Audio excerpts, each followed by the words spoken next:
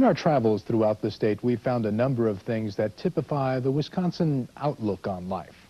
One of the things we found people most proud of is their ethnic heritage. It's often the focus of huge ethnic celebrations in our larger cities, but that pride is also very much alive in our smaller towns as well. Our case in point takes us to northern Wisconsin, to the town of Moquah, where ethnic pride involves more than a once-a-year celebration. It's a way of life. Somewhere in the north woods of Wisconsin, the sweet sounds of Czech and Slovak music fill the air. It's been that way since the early years of the century around Moquah, a small unincorporated community near Ashland. The Moquah Heritage Society holds its periodic festivals in the town hall, but this is viewed as more of a survival tactic than a celebration. The children and grandchildren of these people of Slovak, Czech, Bohemian, and Moravian descent are conspicuous by their presence. You see, the whole purpose of the Moquah Heritage Society is to carry on the traditions of their forefathers. And those traditions run deep. In fact, you can hear a touch of the old country in the speech of the local residents. Tom Johannick is the president of the society. I don't know, we were brought up in an area where the neighbors, many of them couldn't speak English, and we had to, in order to converse with them, we had to learn their language. So I'm actually half Czech and half Slovak, and I learned to speak both of those languages.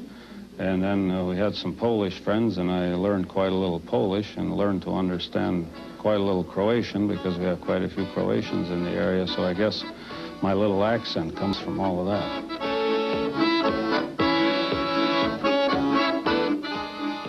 The area around Moquah was largely unsettled until the early 1900s. It was then that a large number of Eastern European immigrants heard of available land in a faraway place near the shores of Lake Superior.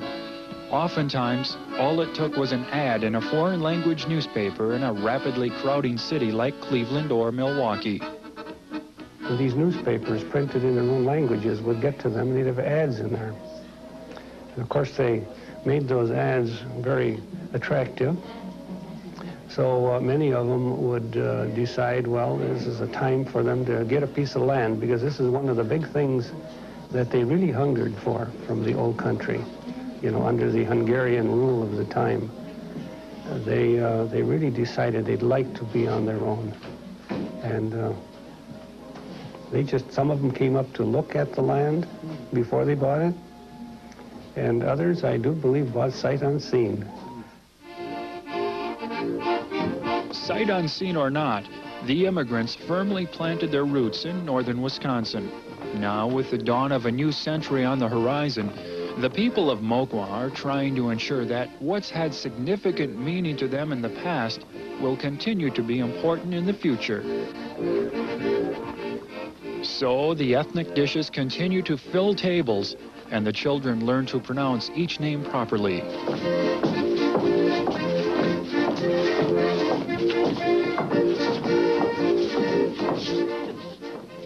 The dance steps are still taught, and those that can remember recall earlier days and dances in the town hall.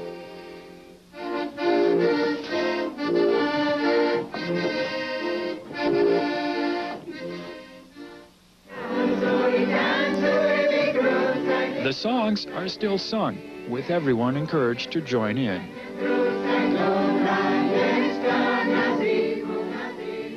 Of course, one could wax poetic about what the meaning of all this is. But the people of Moquah would most likely want to keep it simpler than that. Let's just say that they'd be quite satisfied if they could be assured that in 10, 20, or even 50 years, there will still be gatherings at a certain town hall in the big woods of northern Wisconsin.